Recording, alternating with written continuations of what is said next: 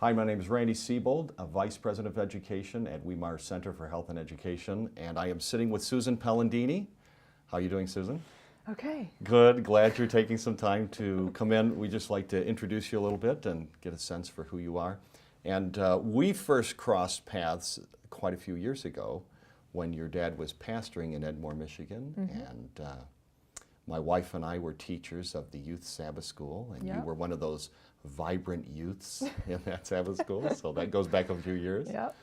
But in fact, somewhere around that same time period, while you were yet in high school, is when you first recognized your ability to be an active minister for God. You want to tell us about that?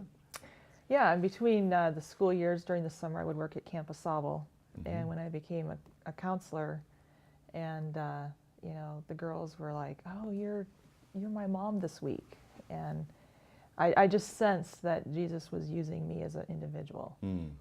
And even though I didn't know what I wanted to do in life, I just knew that God wanted to use me as a person. So then time goes by, and you're into college, and then you went to dental hygiene training, and then you get this pristine job that has all the benefits and a location, and you're in Northern California, and you're just like, this is all set, and for some reason it just wasn't it. That wasn't it. And so you heard a presentation at a camp meeting, and what was that? Dr. Charles Thomas was just talking about medical missionary work and how it could be an entering wedge into getting into people's lives. And it was just very profound, and it touched me dramatically. And that's when I started pursuing what this medical missionary work was all about. So you started doing some studying on your own, taking some classes then in hydrotherapy, and in fact even remembering some of what your mom had done when you were young. Yeah.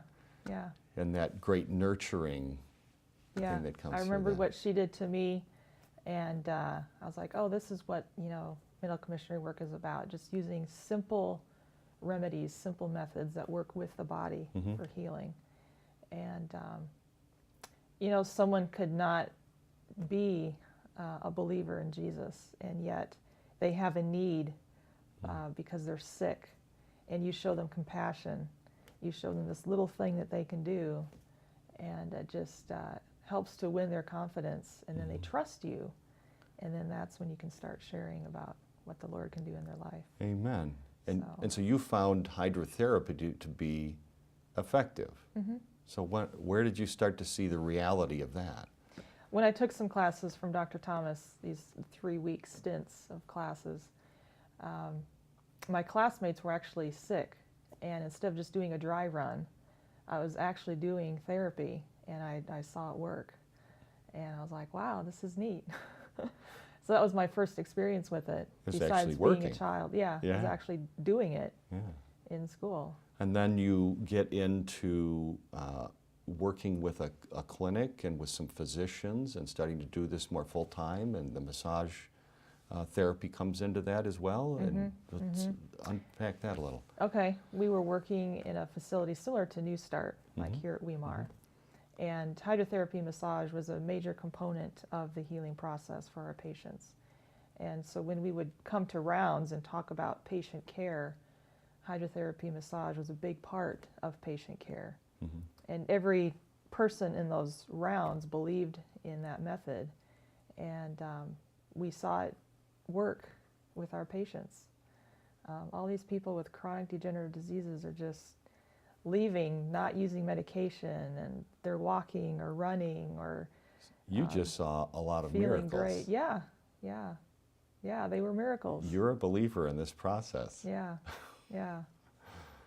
Time and time again. So, and then how do you see transition then in the purpose as you've gotten into this, you know, natural healing methods, and this is you're starting to see this more and more as, wow, this has power. This is actually changing people's lives. And then, as you mentioned earlier, this is the entering wedge. So, what's the transition then? How does that affect your ministry, and how's that been? Okay.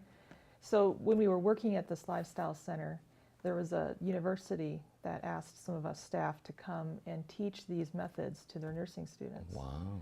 So I got to do some guest lecturing, and just started thinking, wow, this would be great to train people to do what I do, because I believe in what I do. Mm-hmm. And instead of just doing what I do, what if I train people to do what I do? So there's more of what I do. Allow you to be even more effective and Yeah. more influential. Wow. Yeah. And I was at a workshop last year about this time, and I think my life purpose even was set in even more about not just creating a safe environment for people for healing, but to be an inspiration and to teach young people to do what I do. Mm-hmm. And mix that in with the gospel, not just for them to learn the methods, but for students to learn that the gospel can heal them, heal their emotional needs, their physical needs as well. That same physical healing, and then you use that as the metaphor for the spiritual healing. Yeah, yeah. Wow. And so the massage group, that the students that you have going through this 1-year program, right? One school year program, and they're going through the program, and well, of course, they're deeply beloved on campus. Oh yeah. Yeah, they're they need practice doing a massage, and the faculty need to be guinea pigs, just to help out, and other fellow students, they're deeply loved on campus for the joy that they bring. Everyone wants to be their friend. That's right. It's great, and they also work very closely with many of the other programs. Who we have the pre-med and the pre-nursing programs, and also the theology students on campus, and they're working in outreach activities and getting involved with all these. And so what are some of your visions as you see this continue? Now, you've just been here just a few months. 3 months. I mean, you just arrived as school started, or just before and just after school started. You've been through quite a semester, and appreciate you're still here with the adventures. But I'm still here. Yeah. And so, what are some of your dreams as you see this progressing into the future? I'd like to see the medical missionary program incorporated in the nursing program and the pre-med program. Mm-hmm. I think that's what makes Weimar different, is that we're still using those natural methods of healing. And so that once nurses and physicians get out in the real world, they still see that benefit, and they still want to use that in their practice. They still want to use that to reach people. And as far as other methods of outreach, I mean, the students can get out there and teach people in their homes how to do simple treatments. I mean, parents can do this to their kids. It doesn't matter what walk of life you come from. You can use these. Yeah. We've talked about every student, right? Yeah. I mean, our pastors, our future pastors knowing this. Yeah. What a great outreach. Yeah. Absolutely. Well, thank you for taking some time to share a little bit about your story and your passions, and thank you for joining us, and have a good day. Thanks.